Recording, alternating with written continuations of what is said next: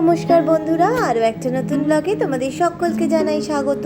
Good morning, welcome to my channel, welcome to my blog. আশা করছি তোমরা সবাই খুব ভালো আছো, সুস্থ আছো, জাস্ট ফাটাফাটি আছো। আমি বেরোলাম, ছেলে একদম ঠিক আছে, ছেলে ঠিকই আছে। মাথা যন্ত্রণার জন্য কালকে আমি প্যারাসিটামলটা দিয়েছিলাম, ভালো করেছিলাম, যন্ত্রণাটাও কমে গেছে। তো গুড মর্নিং করো বাবা। Good morning. তো এখন হচ্ছে গাড়িতে তুলে দিয়ে তারপর আমি এবার ঘরে যাবো। তো গাইস বেরিয়ে তো গেছি, এবার ছেলের খাবার দাবার দেবো আর তারপরে আমি যাব অফিস। এখন বাজে এই অ্যারাউন্ড 9টা বাজতে 10। তো চলো ওকে খাবারটা দিই। আর আজকে ব্যাগে একটু ওষুধ দিয়ে রেখেছি, বাই চান্স যদি মাথা যন্ত্রণা বা একটু গাটা যদি একটু ইয়ে করে তো তাহলে ওষুধটা যাতে খেয়ে নেয় আর কি।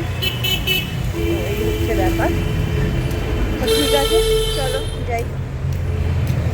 তো গাড়ি তুমি যে ট্যাক্সিতে যাচ্ছি, এক একদিন আর ইচ্ছে করে না, মনে হয় যেন একটু ট্যাক্সিতে যাই। তবে হাতের গোড়ায় পাওয়া যায় না, ট্যাক্সি পাওয়া এখন খুব দুর্লভ হয়ে গেছে। মানে বুক করে গেলে একরকম, কিন্তু নর্মাল ট্যাক্সি খুব একটা পাওয়া যায় না। তাই পেয়ে গেলাম যখন, তো ভাবলাম যে যাই আজকে, ভালো লাগছে না আজকে। তো সকাল থেকে তোমার মানে ওয়াশরুমে যেতে হয়েছে, মানে শরীরটা একটু কম তার লাগছে মনে হচ্ছে। যাই হোক, এই হচ্ছে ব্যাপার। চলো পৌঁছে যাই, বেশিক্ষণ তো লাগবে না। ট্যাক্সিতে আছি যখন 9টা বাজে, এখন 9টা হাতের মধ্যে পৌঁছে যাবো। এই দিদি শুরু করি, করো না।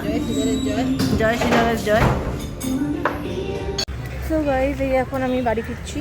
টুকটাক কিছু বাজার হাট করার ছিল, সেগুলো কিনলাম। পেঁয়াজ শেষ হয়ে গেছিলো, একটু পাতা, পেঁয়াজ পাতা, ধনে পাতা, এই সমস্ত টুকটাক নিলাম। আর আমার একটু ছাড়ানো রসুন লাগে, সেটাও একটু নিলাম। আর হচ্ছে কালকে পুজো আছে না, জগন্নাথের রথ আছে। তো আমার ওই কলিগ দিদির বাড়িতে ঠাকুরের জন্য নিরামিষ ফ্রিজ আছে, ওই ফ্রিজে শুধু ঠাকুরের জিনিসই থাকে।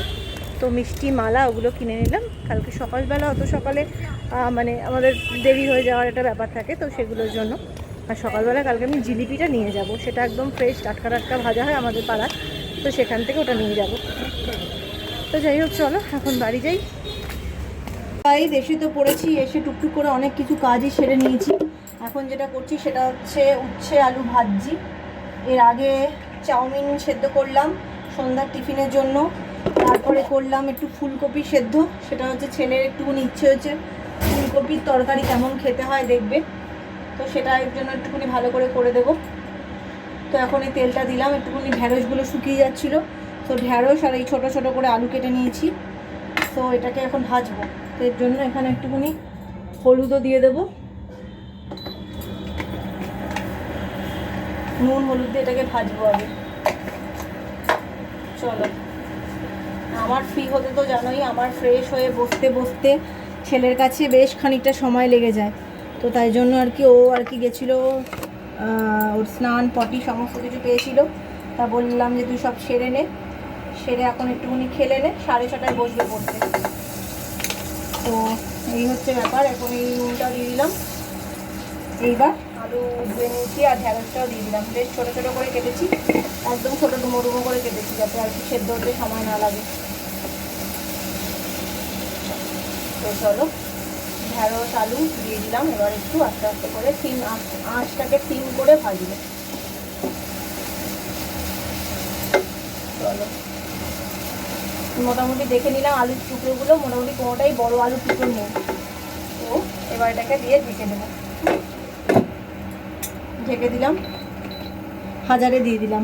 চলো তোমাদের সাথে শেয়ার করছি, আমি আজকে নুডলসটাও এখানে করব। দেখো সত্যি কথা বলতে কি, নুডলসটা আমি কিন্তু সেদ্ধ করে রেখেছি, ঠিক আছে। নুডলসটা আমি এখানে দিয়ে দিচ্ছি, নুডলসটা এখানে দিয়ে দিলাম, সব কিছু একসাথে দেবো।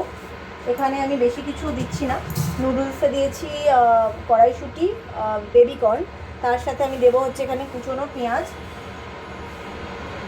দিয়ে দিচ্ছি। আর দিয়ে দেবো হচ্ছে একটা কাঁচা লঙ্কা, সেটাও জাস্ট আর কি 3টে টুকরো করে, যাতে বেশি ঝাল না হয়ে যায়।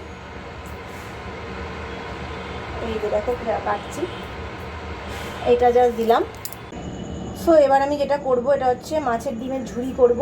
সেটার জন্য না আমি একটুখানি পেঁয়াজটাকে এবার একটু সুন্দর করে কেটে নিচ্ছি, ঠিক আছে। অল্প পেঁয়াজ দেবো, পেঁয়াজ, টমেটো, রসুন এই সমস্ত দিয়ে মাছের ডিমটাকে আগে ভালো করে ভাজবো। মাছের ডিমটাকে আমি একটুখানি সুন্দর করে মেখে রেখেছি, তেলের মধ্যে দিয়ে দেবো, যেরকমভাবে অমলেট করে না সেরম টাইপেরই দেবো। আর দেবো হচ্ছে এখানে টমেটো দেবো, একটু রসুন কুচি দেবো। দেখো টমেটো আমার এইটুকু রয়েছে, এইটুকুই দেবো। টমেটোটা একটুখানি দিয়ে দিচ্ছি।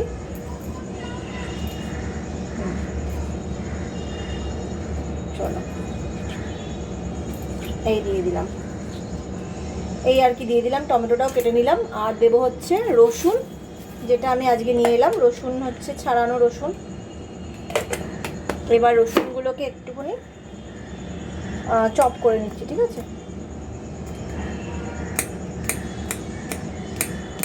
রসুনগুলোকে চপ করে নিলাম।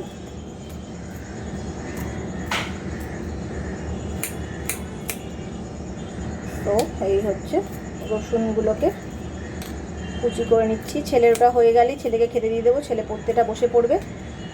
তো চলো, এটা মোটামুটি দেওয়া হয়ে গেল।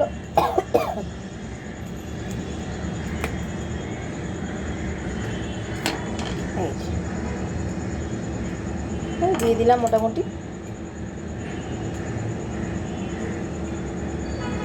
এই হচ্ছে ব্যাপার। সো চলো গাইস, এখানে আমি তেলটা দিয়ে দিলাম। তেলটা এখন মানে দেবো, কড়াইটা তো গরমই আছে। কড়াইটা কিন্তু একদম প্রপার সর্ষের তেলে করবো, ঠিক আছে? আর ডিমটা কীরকমভাবে রেখেছি তোমাদেরকে শেয়ার করি। ডিমটা কিন্তু এখানে জল দিয়ে নুন দিয়ে করে রাখা আছে, ঠিক আছে? আচ্ছা, এবার এখানে সর্ষের তেলটা দেবো। সর্ষের তেলটার জন্য আমি দেখো তলায় একটা জিনিস দিয়ে রাখি, তো এটা যাতে গা বেয়ে যাতে না পড়ে, তার জন্য এখান থেকে আমি এটা মুছে নিই, যাতে পুরো বডিটা না হয় তেল তেলে। তো চলো, এখানে তেলটা দিয়ে দিলাম। তেলটা দিয়ে একটু গরম হতে দেবো, তারপরে দিয়ে দেবো হচ্ছে কেটে রাখা সমস্ত সবজিগুলো। তো গাইস চলো, এগুলো আমি এখন ভেজে নিচ্ছি, সব দিয়ে দিয়েছি। তো গাইস এটা মোটামুটি ভাজা ভাজা হয়ে গেছে। তো এবারে আমি এখানে দিয়ে দেবো হচ্ছে ডিমটা। এটা কিন্তু পুরো যেরকম ডিমের অমলেট হয় সেরকম টাইপেরই কিন্তু হয়। এখানে দেওয়ার পর থেকে কিন্তু জমতে থাকে ডিমটা। তোমরা একদিন করে দেখতে পারো, ডিমের ঝুড়ি কিন্তু খুব ভালো হয়। আমার হয়ে যাওয়ার পরে তোমাদেরকে দেখাবো যখন, তখন দেখো এই যে এত ডিমের পার্টিকেল সব কিন্তু সুন্দর ভেঙে যাবে। এবার ভালো করে, এবার শুধুই, আর কোনো কাজ নেই, এবার শুধু নাড়াও, শুধু কড়াইটা নাড়িয়ে যেতে হবে, এবং না নাড়লে কিন্তু তলাটা ধরে যাবে। অনেকটা ডিম তো, তাই জন্য ভালো করে করতে হবে, ঠিক আছে?